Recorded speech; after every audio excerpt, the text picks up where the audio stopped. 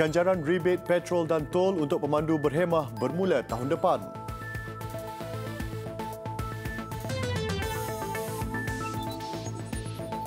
Video kenyataan memfitnah Malaysia, polis akan panggil Weta Murty.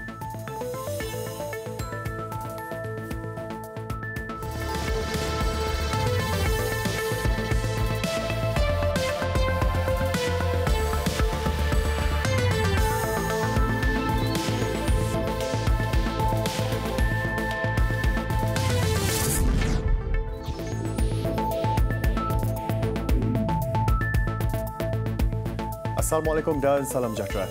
Ganjaran rebate petrol dan tol untuk pemandu berhemah bermula tahun depan. Cadangan itu sedang dipertimbangkan Kementerian Pengangkutan dalam usaha melahirkan pemandu berhemah sekaligus menangani isu keselamatan dan kemalangan di jalan raya.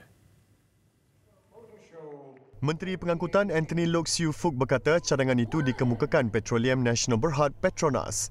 I was given a suggestion just now that they are developing some applications right now to test or to evaluate the driving behavior of drivers while they are driving. When you on that apps, you have that evaluation whether you are good behavior, you are good drivers or not. Katanya jika mencapai skor tertentu dalam tempoh sebulan misalnya, pemandu berkenaan layak mendapat rebate petrol dan bayaran tol. Beliau percaya pendekatan ganjaran dan hukuman paling berkesan dalam mendidik seseorang menjadi pemandu berhemah. Anthony Loke berkata demikian selepas merasmikan pameran motor antarabangsa Kuala Lumpur 2018, CLIMS 18, di Pusat Perdagangan dan Pameran Antarabangsa Malaysia, MyTech di Ibu Negara. Awal September lalu, beliau memberitahu kerajaan sedang mempertimbangkan untuk memberikan diskaun bayaran insurans kereta kepada pemandu berhemah mulai tahun hadapan dan akan mengadakan perbincangan dengan Persatuan Insurans Am Malaysia.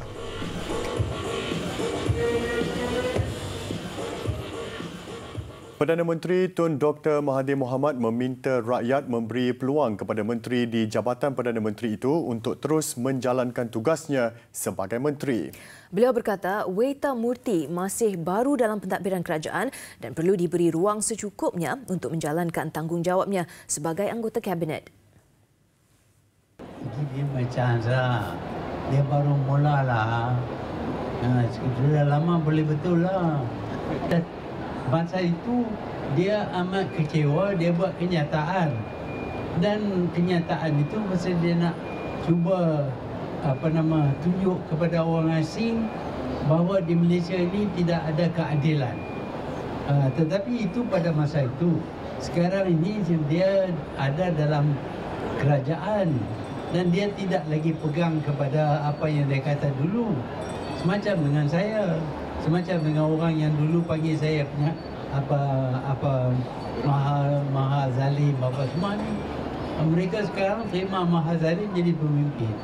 Jadi ada pertukaran lah mengikut masa. Beliau mengulas desakan pihak tertentu supaya Weta Murty meletak jawatan susulan penularan kenyataan lama beliau yang dirakam 10 tahun lalu mendakwa berlaku pelanggaran hak asasi manusia yang serius di Malaysia. 151,171 orang telah menandatangani petisyen berkenaan setakat ini. Mengulas mengenai petisyen itu, Tun Dr. Mahathir berkata ia bukan satu keperluan dan arahan untuk beliau berbuat demikian. Mana yang dikehendaki bahawa tiada apa-apa time frame dalam artikel 153. Menteri di Jabatan Perdana Menteri Senator P. Weta Murty akan dipanggil bagi memberi keterangan berhubung penularan klip video kenyataannya yang didakwa memfitnah dan mengaibkan Malaysia di luar negara.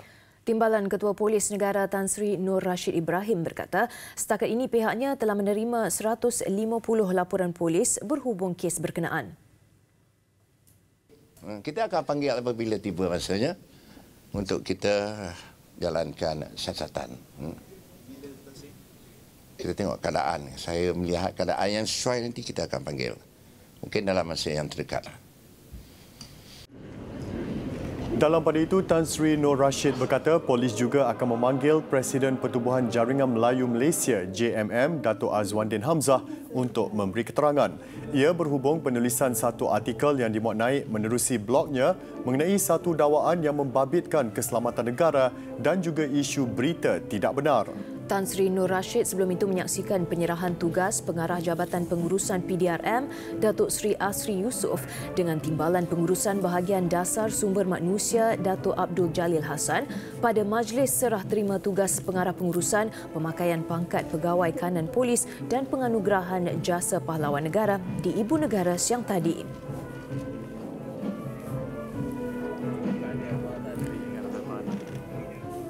Polis menahan 21 individu yang disyaki terlibat dalam sindiket pinjaman tidak wujud dan mengedar dadah di sekitar Lembah Klang. Timbalan Pengarah Jabatan Siasatan Jenayah Komersial GSJK Bukit Aman, Datuk Saiful Azli Kamarudin berkata, kesemua suspek berusia 17 hingga 27 tahun itu ditahan dalam serbuan di beberapa lokasi di Kajang dan Ceras 13 November lalu.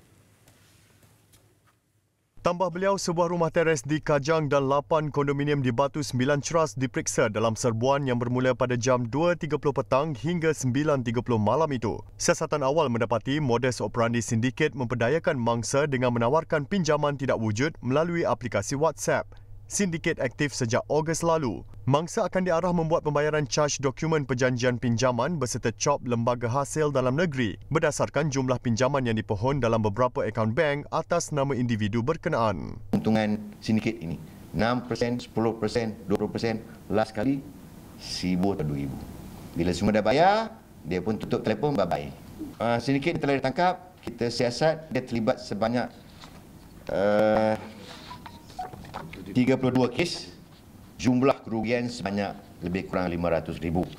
Semua mangsa-mangsa wujud di setiap negeri di dalam Malaysia kecuali di utara.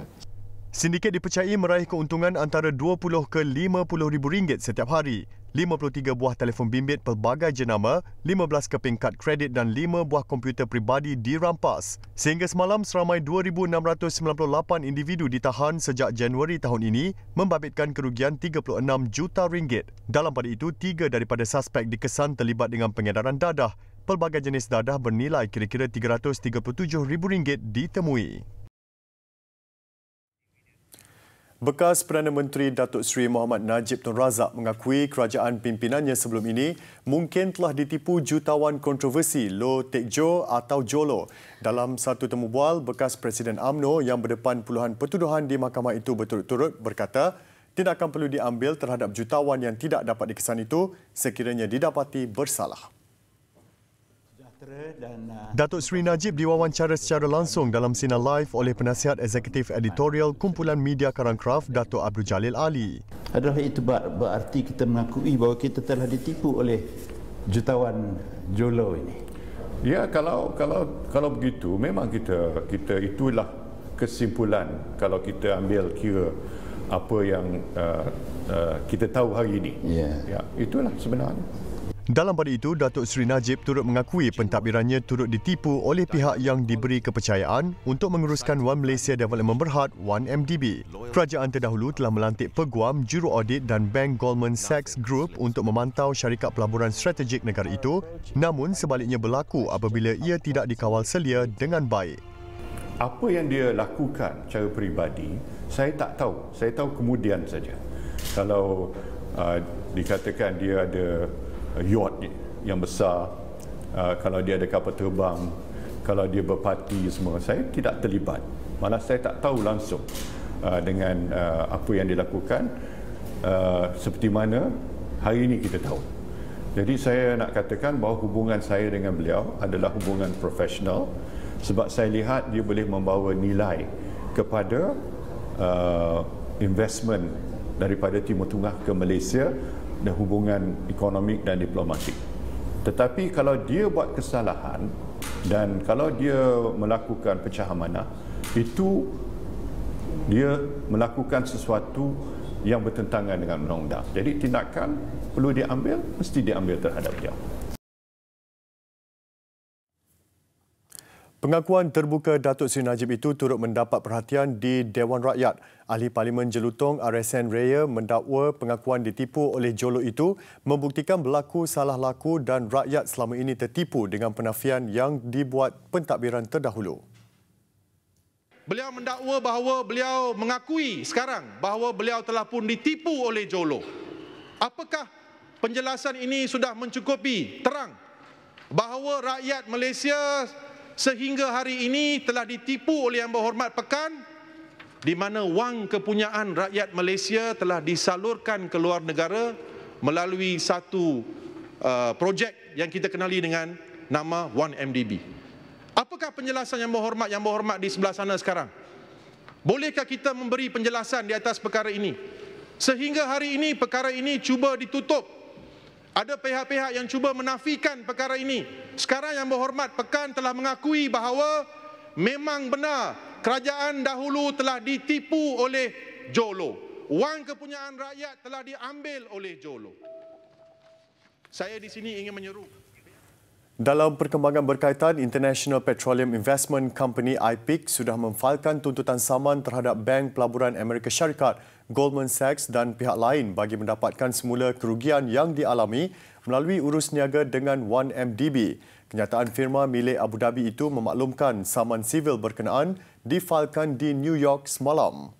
Tindakan undang-undang itu dikemukakan terhadap Goldman Sachs dan yang lain atas dakwaan mereka memainkan peranan utama dalam usaha untuk merosakkan bekas eksekutif IPIC dan anak syarikatnya Abar Investments. Goldman didakwa bersekongkol dengan individu tidak dikenali dari Malaysia untuk merasuah bekas pengarah urusan IPIC serta pengerusi Abar, Kadem Abdullah Al-Kubaisi serta bekas ketua eksekutif Muhammad Ahmad Badawi Al-Husaini bagi mengembangkan perniagaan Goldman Sachs dan 1MDB dengan perbelanjaan daripada IPIC dan Abar. Jurucakap Goldman Sachs berkata pihaknya sedang mengkaji tuduhan yang dikemukakan.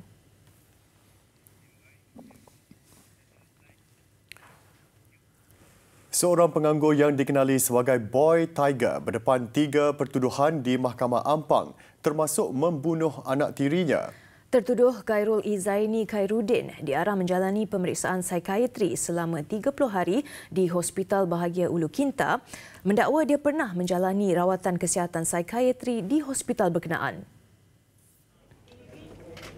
Mengikut pertuduhan pertama dan kedua, tertuduh didakwa sebagai orang yang mempunyai penjagaan ke atas Muhammad Khairil Akmal Abdul Hakim berusia 3 tahun 4 bulan didapati melakukan penderaan terhadap kanak-kanak tersebut. Perbuatan itu didakwa dilakukan di sebuah rumah di Kampung Indah Permai dan sebuah rumah di Taman Ampang Saujana, Jalan Persiaran Saujana antara Ogos 2017 sehingga November lalu. Pertuduhan dikemukakan mengikut Seksyen 31-1-A Akta Kanak-Kanak 2001 yang memperuntukkan hukuman denda maksimum RM50,000 atau penjara sehingga 20 tahun atau kedua-duanya jika sabit kesalahan. Hakim Azrul Darus menetapkan 21 Disember ini untuk sebutan semula kes sementara menunggu kesemua laporan perubatan mangsa dan laporan status kesihatan mental tertuduh dari Hospital Bahagia Ulu Kinta sama ada layak dibicarakan atau tidak. Sementara di Mahkamah Magistrate Ampang, tertuduh berdepan satu lagi pertuduhan membunuh. Dia didakwa membunuh dengan menyebabkan kematian mangsa di Taman Bukit Indah Ampang kira-kira jam 11 pagi 8 November lalu. Tertuduh mengangguk faham apabila pertuduhan itu dibacakan terhadapnya. Tiada pengakuan direkodkan di hadapan Magistrate Muhammad Firdaus Sadina Ali.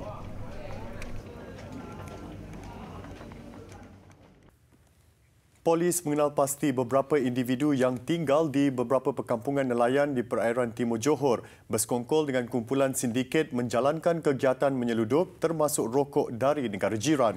Timbalan Pengarah Jabatan Keselamatan Dalam Negeri dan Ketenteraman Awam Bukit Aman, Datuk Zainal Abidin Kasim berkata, individu terbabit ditawarkan habuan lumayan bagi membantu kumpulan sindiket bagi mengelak dicekup pihak berkuasa.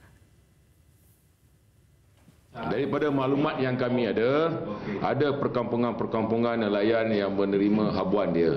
Ya, jadi kita ni yalah kalau tak dapat apa dia orang tak akan bantulah kan. Kalau ada habuan dia orang ni kan, mungkin dia orang bantu. Jadi kita ingat, mungkin kadang-kadang kita ingat kita punya penguatkuasa yang terlibat sebenarnya the local people. Katanya akibat perbuatan itu beberapa siri operasi membanteras kegiatan penyeludupan gagal. Malah polis terpaksa menempatkan anggotanya bagi mencari maklumat. Dalam operasi di Kulai semalam, pasukan polis Marin Wilayah 2 merampas 117,320 paket rokok pelbagai jenama yang dianggarkan bernilai 1.39 juta ringgit. Ia hasil serbuan di sebuah rumah yang dijadikan stor simpanan rokok seludup di kawasan perumahan Indahpura Kulai Johor jam 8 pagi semalam. Dua lelaki berusia 26 dan 29 tahun ditahan bagi membantu siasatan. Wang tunai berjumlah RM18,465 dan dua kenderaan dirampas dari dua lelaki berkenaan yang dipercayai ahli kumpulan sindiket yang aktif menjalankan kegiatan penyeludupan di Johor. Gerakan memburu sakit-bakit ahli kumpulan sindiket berkenaan sedang dijalankan. Kes disiasat mengikut Seksyen 135-1-E Akta Kastam 1967 kerana mengangkut dan membawa barang yang dilarang. Ini pula gesaan Persatuan Pengguna Pulau Pinang CAP yang mahu kerajaan tegas melaksanakan arahan larangan merokok di semua premis makanan bermula 1 Januari depan tanpa tunduk pada bantahan mana-mana pihak. Presidennya SM Muhammad Idris berkata kerajaan juga perlu mengambil langkah susulan ke arah larangan menjual rokok di premis makanan pada masa depan. Menurut Muhammad Idris, kajian Kementerian Kesihatan sebelum ini mendapati 4.7 juta perokok di negara ini mula merokok sebelum berusia 18 tahun. Daripada angka itu, terdapat lebih daripada 1 juta perokok berusia bawah 10 tahun. Justru itu, CAP kesal dengan sikap segelintir pemilik restoran di negara ini apabila tidak bersetuju dengan langkah kerajaan bagi menguatkuasakan pengharaman merokok di premis mereka. Ujarnya, tabiat merokok di tempat awam juga menyebabkan warga tua, wanita, kanak-kanak dan bayi akan menjadi perokok pasif. Yeah, it's ironic to taxpayers pay billions for the clean environment. It's unfair for the tobacco companies to make billions in the expense of the smokers. CAP fully supports the ban on cigarette sale and smoking in eateries. Not only ban, but they sell. Peraturan larangan merokok akan dikuatkuasakan bermula 1 Januari 2019 di semua restoran bertutup, berhawa dingin atau restoran dan warung berkonsep terbuka. Larangan termasuk rokok elektronik vape dan sisha yang mengandungi nikotin. Kuota rasmi Jemaah Haji Malaysia untuk tahun depan kekal 30,200 orang. Perkara itu dimaklumkan Jabatan Perdana Menteri dalam jawapan bertulis bagi pertanyaan lisan Ahli Parlimen Kuala Kangsar Datin Mastura Muhammad Yazid di Dewan Rakyat. JPM memberitahu jumlah itu dikira berdasarkan penduduk sesebuah negara berasaskan perangkaan prospek populasi dunia Pertubuhan Bangsa-Bangsa Bersatu. Mesyuarat Pertubuhan Kerjasama Islam OIC pada 1978 di Amman, Jordan telah memutuskan Arab Saudi menetapkan kuota haji setiap negara pada kadar 0.1%.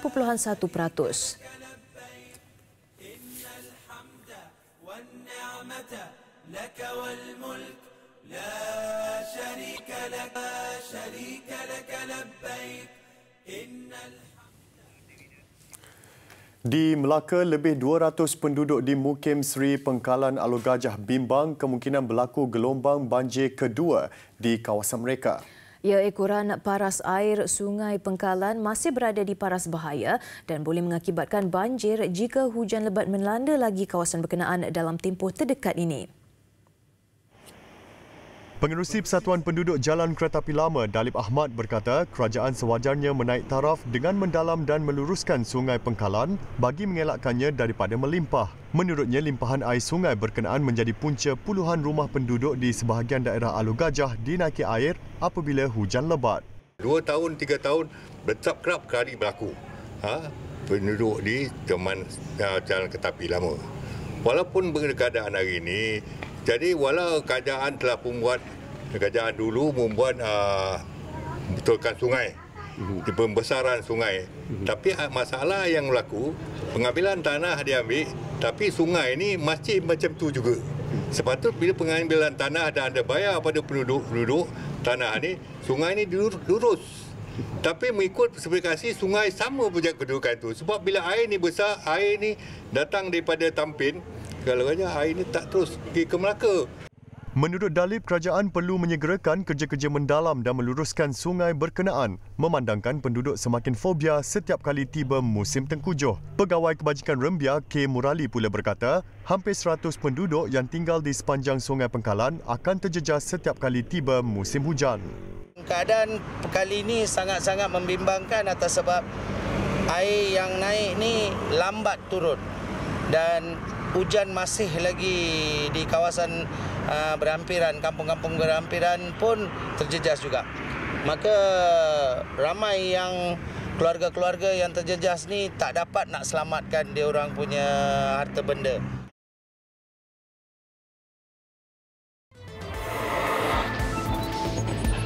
Padah cuba sogok polis, 3 lelaki diheret ke mahkamah.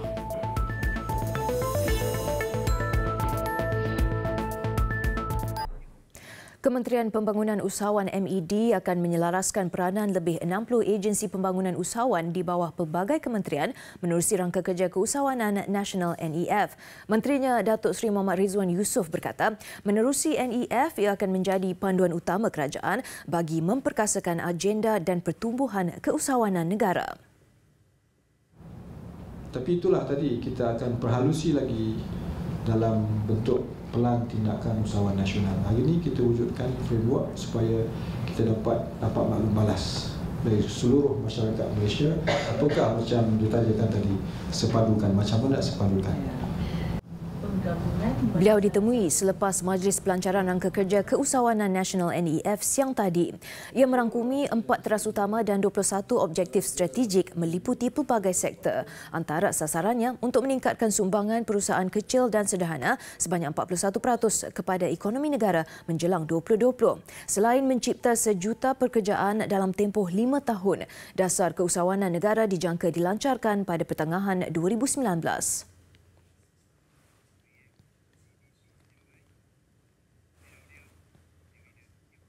Penyusutan ekspor bersih negara kepada 7.5% dan pengeluaran komoditi yang lebih rendah selain pengucupan pelaburan awam kepada 5.5% antara faktor yang mencejaskan momentum pertumbuhan ekonomi negara. Malah penganalisis ekonomi melihat aliran ekonomi negara akan lebih mencabar akibat perang perdagangan Amerika Syarikat dan China. Secara keseluruhannya, ekonomi negara berada pada momentum yang perlahan untuk tempoh bulan Januari sehingga bulan September yang lalu, iaitu pada kadar 4.7% berbanding 5.9% pada tempoh yang sama pada tahun yang lalu. Dan prospek ekonomi negara juga dijangka akan lebih mencabar berikutan perang perdagangan di antara negara China dan negara Amerika Syarikat. Selain perang perdagangan antara dua ekonomi terbesar dunia, isu Brexit dan dasar keuangan di Amerika Syarikat yang tidak menentu turut dijangka memberi kesan kepada pergerakan ekonomi negara. Minggu lalu, Bank Negara Malaysia BNM mengumumkan KDNK negara 4.4% pada suku ketiga dipacu oleh perbelanjaan isi rumah dan pelaburan swasta yang tinggi. Untuk tempoh 9 bulan pertama tahun ini, ekonomi berkembang 4.7% dan dalam landasannya mencatatkan pertumbuhan 4.8% untuk seluruh tahun 2018.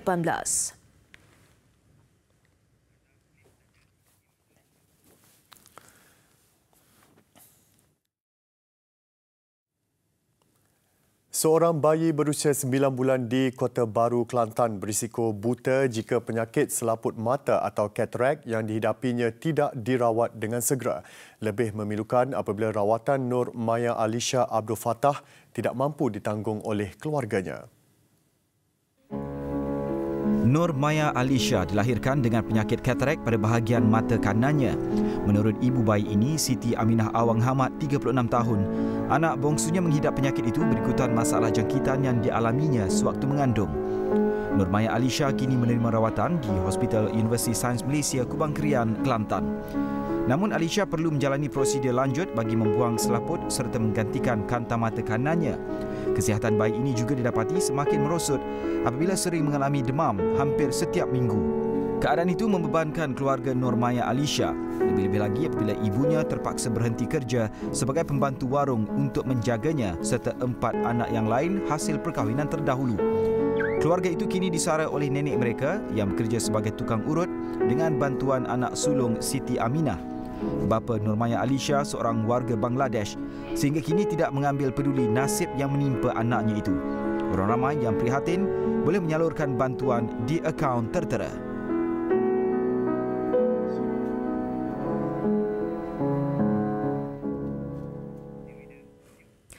Lebih 20 model baru kereta penumpang, motosikal dan kenderaan komersial akan dilancarkan.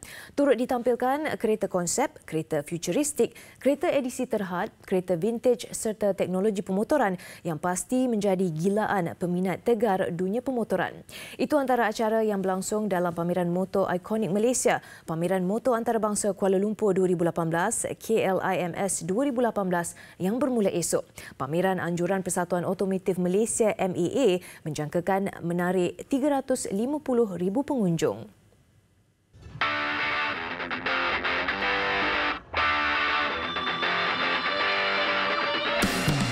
Selepas 5 tahun, KLIMS 2018 membawakan tema Beyond Mobility diadakan bermula 23 November hingga 2 Disember 2018 di Pusat Pameran dan Perdagangan Antarabangsa Malaysia MyTech, Kuala Lumpur. Sebesar pamerannya ada 1,000 square meter, tapi sekarang ni 1,600 square meters. Pepamer sebagai Honda, Toyota, Naza dan juga Petronas. They take very big booth spaces lah. Jadi and then dia bawa daripada luar negara kereta-kereta yang belum lagi dilancarkan, so kereta-kereta baru yang canggih lah. Dan kita also boleh tengok teknologi kehadapan. Yang dimaksudkan kemajuan teknologi permotoran yang telah mengubah enjin pemanduan untuk mengasimilasikan kepintaran buatan AI, rangkaian dan tenaga boleh diperbaharui. 74 syarikat mengambil bahagian dalam edisi ke-9 KLIMS. Saya rasa kebanyakan rakyat Malaysia dia tak sabar nak tengok X70 Proton baru SUV itu. Ada 5 unit SUV X70 yang dipamerkan. So it's really the latest technology and dia telah memenangi.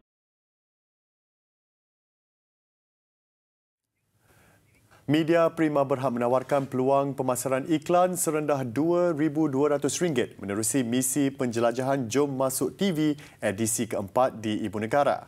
Inisiatif ini peluang terbaik untuk usahawan perusahaan kecil dan sederhana PKS meneroka ruang baru untuk memasarkan produk dan perkhidmatan mereka.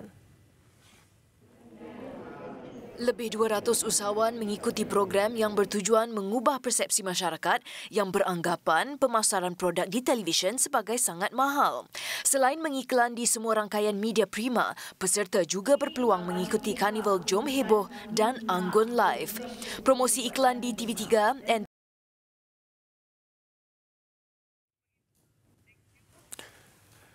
Kerajaan sedang menjalankan kajian bagi merangka dasar agro makanan 2.0 2021-2030 bertujuan memacu sektor agro makanan sejajar perkembangan teknologi dan revolusi industri 4.0. Perdana Menteri Tun Dr. Mahathir Mohamad berkata, tumpuan akan diberi kepada pembangunan infrastruktur dan penggunaan teknologi moden, modal insan dalam pertanian serta pengkomersialan dan inovasi dalam sektor pertanian. Dasar baru ini akan menyusun semula strategi untuk mempercepat proses pemodenan selain mengurus permintaan dan penawaran makanan. Selain itu, dasar agro makanan negara 2.0 juga akan menyala semula pelaburan kerajaan dan swasta untuk pembangunan infrastruktur, pembinaan modal insan pertanian dan penyelidikan dan pembangunan, komersial dan inovasi. Ini